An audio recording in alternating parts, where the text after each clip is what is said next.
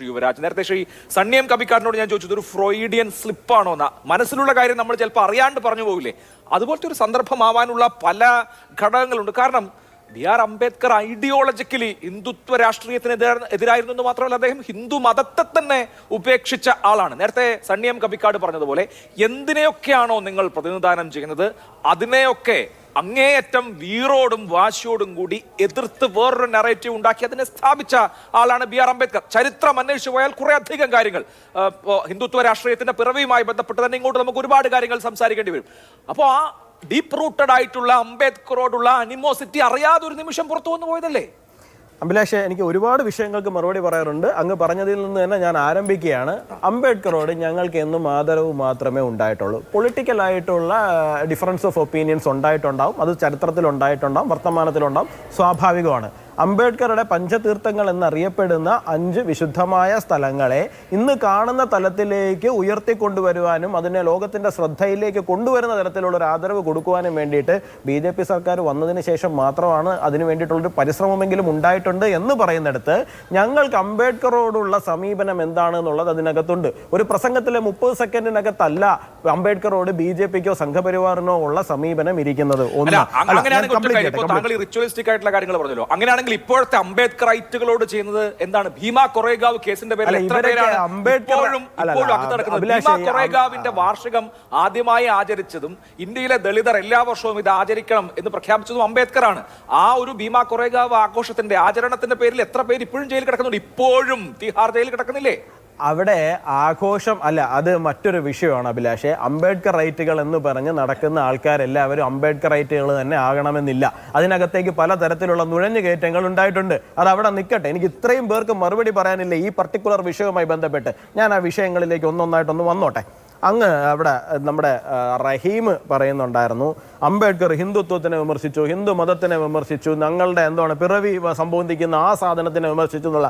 വിമർശിക്കട്ടെ റഹീമെ, ഞങ്ങൾക്ക് പ്രത്യേകിച്ച് വിഷയമൊന്നുമില്ല. അദ്ദേഹത്തിന് വിമർശിക്കുവാനുള്ള എല്ലാ സ്വാതന്ത്ര്യമുണ്ട്, അധികാരമുണ്ട്, അവകാശമുണ്ട്.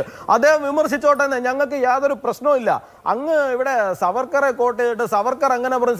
സവർക്കറുടെ പിതൃത്വം ഞങ്ങളെന്തിനാന്ന് ഏറ്റെടുക്കുന്നത്? സവർക്കർ സംഘപരിവാറുകാരനായിരുന്നോ? സവർക്കർ ജനസംഘക്കാരനായിരുന്നു. താങ്കൾ അമിത്ഷായുടെ വീട്ടിൽ പോയിട്ടുണ്ടോ ഡൽഹിയിൽ? അല്ല, ഞാനൊരു അഭിലാഷേ പ്രസംഗിച്ചത് അമിത്ഷായാണല്ലോ. അഭിലാഷേ, അമിത്ഷായുടെ വീട്ടിൽ ചിത്രമുണ്ട്. അമിത്ഷായുടെ വീട്ടിൽ അംബേദ്കറുടെ ചിത്രവും ഉണ്ടാവും, അമിത്ഷായുടെ വീട്ടിൽ ഗാന്ധിജിയുടെ ചിത്രവും ഉണ്ടാവും. അഭിലാഷേ, യോജിപ്പിന്റെയും വിയോജിപ്പിന്റെയും മേഖലകൾ ഉണ്ടാവും. സവർക്കറുമായി യോജിക്കുന്ന മേഖലകളുണ്ട്, സവർക്കറുമായി വിയോജിക്കുന്ന മേഖലകളുണ്ട്. ഇത്രയും വലിയൊരു രാഷ്ട്രത്തിന്റെ ചരിത്രം എടുത്ത് നോക്കുമ്പോൾ പരാമർശം നടത്തിയ അമിത്ഷാ വീട്ടിൽ വെച്ചിരിക്കുന്ന ഫോട്ടോ ആര് ചെന്നാലും കാണാവുന്ന വിധത്തിൽ വീട്ടിൽ വെച്ചിരിക്കുന്ന ഫോട്ടോ ഈ സവർക്കറുടേതാണ്. ഞാൻ കംപ്ലീറ്റ് ചെയ്യട്ടെ. രാജു പി നേരെ അവിടെ നിൽക്കും. താങ്കൾ പറഞ്ഞ 1-2 സാധനങ്ങൾക്ക് ഞാൻ മറുപടി ആയിട്ട് അങ്ങോട്ട് വരുന്നുണ്ട്. വെയിറ്റ്. അതൊന്നും അല്ല. RSS ഞാൻ ഒരു കാര്യം പറഞ്ഞു. ഞങ്ങള് ശാഖയിൽ പോകുമ്പോൾ ഞങ്ങൾക്കൊരു ഗുരുസങ്കല്പമുണ്ട്. ആ ഗുരുസങ്കല്പം എന്ന് പറഞ്ഞാൽ ഞങ്ങൾ ഭഗവദ്ധ്വജത്തിനെയാണ് ഗുരുസങ്കല്പമായിട്ട് എടുത്തിരിക്കുന്നത്. കാരണം വ്യക്തികളിൽ നല്ലതും ചീത്തയുമായ വശങ്ങളുണ്ടെന്നും അതുകൊണ്ട് തന്നെ ഏതെങ്കിലും ഒരു വ്യക്തിയെ ഗുരുവായി എടുത്തു കഴിഞ്ഞാൽ ആ വ്യക്തിയുടെ മോശം വശങ്ങളെയും നമ്മൾ അനുകരിക്കേണ്ടി വരും എന്നുള്ളത് കൊണ്ടുമാണ് ഞങ്ങൾ അങ്ങനെ ഒരു ഒരു സിംബോളിക് ആയിട്ടുള്ള ഒരു ഗുരുസങ്കല്പത്തിലേക്ക് എന്നെ പോയിരിക്കുന്നത്. സവർക്കർക്ക് മോശം വശങ്ങൾ ഉണ്ടായിട്ടുണ്ട്, ഇല്ല എന്നുള്ള അഭിപ്രായമൊന്നും ഞങ്ങൾക്കില്ല. ഈ പറയുന്ന ഏതൊരു വ്യക്തിയെ എടുത്തിരുന്നാലും ശരി തന്നെയാണ് ആ വ്യക്തിയിൽ നല്ലതും മോശവുമായ വശങ്ങളുണ്ട് എന്ന് ഉറപ്പിച്ച് വിശ്വസിച്ച് തന്നെയാണ് ഞങ്ങൾ മുമ്പോട്ട് പോകുന്നത്. സ്വീകരിക്കേണ്ടതിനെ സ്വീകരിക്കുന്നുള്ളൂ. റഹീമെ നിൽക്കൂ, ഞാൻ പറഞ്ഞോട്ടെ. പിന്നെ സവർക്കർ, താങ്കൾ ഇവിടെ വളരെ ആവർത്തിച്ച് പറഞ്ഞായിരുന്നു മനുസ്മൃതിക്കെതിരായിട്ട് INDI മുന്നണിയുടെ പ്രതിഷേധമാണ്. INDI മുന്നണി എന്നാണ് പറഞ്ഞത്. നിങ്ങളുടെ മുന്നണിക്കകത്തിരിക്കുന്ന ഒരു കക്ഷി തന്നെയാണ് ശിവസേന. ആ ശിവസേനയാണ് സവർക്കർക്ക് ഭാരതരത്ന കൊടുക്കണമെന്ന് കഴിഞ്ഞ ദിവസം പ്രസ്താവന ഇറക്കിയിരിക്കുന്നത് ഉദ്ധവ് താക്കറെയാണ്. താങ്കളുടെ മുന്നണിയിൽ താങ്കൾക്കൊപ്പം കസേരയിട്ടിരിക്കുന്ന ഒരു ഘടകകക്ഷിയാണ് ആവശ്യപ്പെട്ടിരിക്കുന്നത്. താങ്കൾ ആദ്യം പോയി ആ പ്രശ്നത്തിന് പരിഹാരം കണ്ടതിന് ശേഷം നമുക്ക് ബാക്കി സംസാരിക്കാം. പിന്നെ അംബേദ്കർ താങ്കൾ ഈ കോൺസ്റ്റിറ്റ്യൂന്റ് അസംബ്ലിയെ കുറിച്ചിട്ടൊക്കെ പറഞ്ഞല്ലോ, അതിൽ അവസാനം അദ്ദേഹം പറഞ്ഞിരിക്കുന്ന ഒരു കാര്യം കൂടിയുണ്ട്. ഈ ഭരണഘടനയ്ക്കെതിരെ ആർക്കെങ്കിലും പ്രശ്നം ഉണ്ടെങ്കിൽ അത് കമ്മ്യൂണിസ്റ്റുകാർക്ക് മാത്രമാണ്, കാരണം അവർക്ക് ഇവിടെ ഏകാധിപത്യ രാജ്യം സ്ഥാപിക്കാൻ പറ്റാത്തതിന്റെ ചുരുക്കാണ് അവർ തീർക്കുന്നതെന്നാണ് അംബേദ്കർ പറഞ്ഞിരിക്കുന്നത്. പിന്നെ ഈ പെരിയാർ EV രാമസ്വാമി നായ്ക്കറെ കുറിച്ച് താങ്കളുടെ അഭിപ്രായം എന്താണ്? അംബേദ്കർ എഴുതിയ കോൺസ്റ്റിറ്റ്യൂഷൻ പബ്ലിക്കായിട്ട് കത്തിച്ച ആളാണ് പെരിയാർ.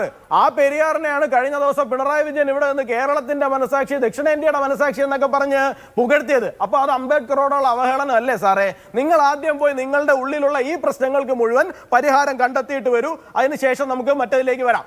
ഇനി ഈ ശ്രീ രാജു പി നായർ ഇവിടെ അമിത്ഷായെയും നരേന്ദ്രമോദിജിയെയും ക്രിമിനലുകളെന്ന് വിളിച്ചു. സാധാരണഗതിയിൽ ചർച്ചയിൽ ഇത് തിരുത്തണം, മാറ്റണം എന്നൊക്കെ പറഞ്ഞ് ബഹളം ഉണ്ടാകലാണ് പതിവ്.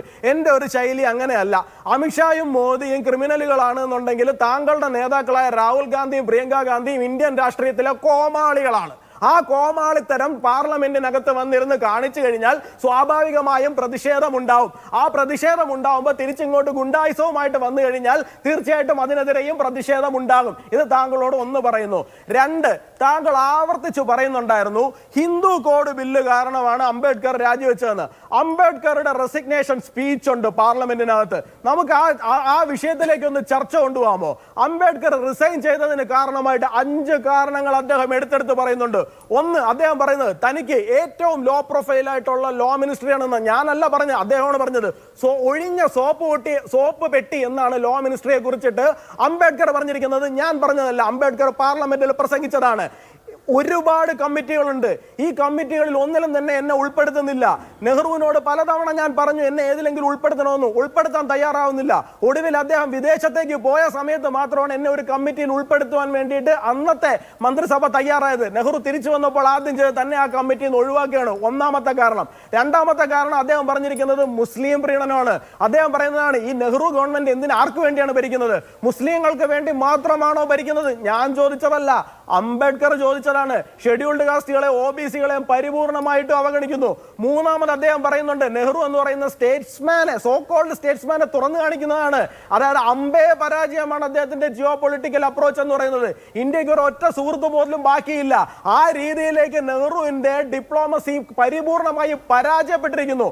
നാലാമത്തത് അദ്ദേഹത്തിന് വിവിധ കമ്മിറ്റികളുമായിട്ടുള്ള എതിരഭിപ്രായം. അഞ്ചാമത് മാത്രമാണ് അദ്ദേഹം ഹിന്ദു കോഡ് ബില്ലിലേക്ക് വരുന്നത്. ശരിയാണ്, ഹിന്ദു കോഡ് ബില്ലിൽ നമുക്ക് എതിരഭിപ്രായങ്ങൾ പലതും ഉണ്ടായിരുന്നു. ഇന്നാണ് ഹിന്ദു കോഡ് ബില്ല് കൊണ്ടുവരുന്നതെങ്കിൽ എതിരഭിപ്രായമുണ്ട്. എന്തുകൊണ്ടാണെന്ന് അറിയാമോ? ഇന്ത്യയിൽ നടപ്പിലാക്കേണ്ട യൂണിഫോം സിവിൽ കോഡാണ്, ഹിന്ദു കോഡ് ബില്ലല്ല.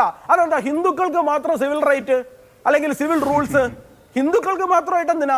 ഇന്ത്യയിൽ പരിപൂർണമായിട്ട് വേണ്ട യൂണിഫോം സിവിൽ കോഡ്. ഇവിടെ ഹിന്ദു കോഡ് ബില്ല് കൊണ്ടുവരുമ്പോൾ ഹിന്ദു സ്ത്രീകൾക്ക് പരിഗണന കൊടുക്കണം. ഒപ്പം ക്രിസ്ത്യൻ സ്ത്രീകൾക്കും പരിഗണന കൊടുക്കണമെന്നേ, മുസ്ലിം സ്ത്രീകൾക്കും പരിഗണന കൊടുക്കണമെന്നേ. നിങ്ങൾക്ക് എന്താ അതൊന്നും കൊടുക്കണ്ടേ? നിങ്ങൾക്ക് ഒരു വശത്തേക്ക് മാത്രമേ വണ്ടി ഓടിക്കാൻ പറ്റുള്ളൂ.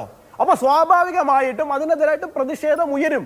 അത് സ്വാഭാവികമാണ്. അത് ഇന്നാണെങ്കിലും ചിലപ്പോൾ ഉയർന്നു വരും. ഇത്തരത്തിലാണ് ആ നിയമം കൊണ്ടുവരുന്നതെന്നുണ്ടെങ്കിൽ. ശരി, ഒന്നിപ്പോ സവർക്കറെ താങ്കൾ നിരാകരിക്കുമ്പോൾ VD സവർക്കറുടെ ചിത്രം പാർലമെന്റിന്റെ സെൻട്രൽ ഹാളിൽ അനാച്ഛാദനം ചെയ്യപ്പെടുന്നത് AB വാജ്പേയി പ്രധാനമന്ത്രി ആയിരിക്കുമ്പോഴാണ്, LK അദ്വാനി ഹോം മിനിസ്റ്റർ ആയിരിക്കുമ്പോഴാണ്. VD സവർക്കറുടെ പേര് പോർട്ട് ബ്ലെയർ വിമാനത്താവളത്തിന് ഇടുന്നത് ഇതേ സർക്കാരിന്റെ കാലത്താണ്. അമിത്ഷായുടെ വീട്ടിൽ ഇപ്പൊ ചെന്നാലും നമുക്ക് VD സവർക്കറുടെ ചിത്രം കാണാം. അതുകൊണ്ട് സവർക്കറെ നിങ്ങൾക്ക് തള്ളിപ്പറയാൻ കഴിയില്ല. ബാക്കി താങ്കൾ പറഞ്ഞത് താങ്കളുടെ രാഷ്ട്രീയം.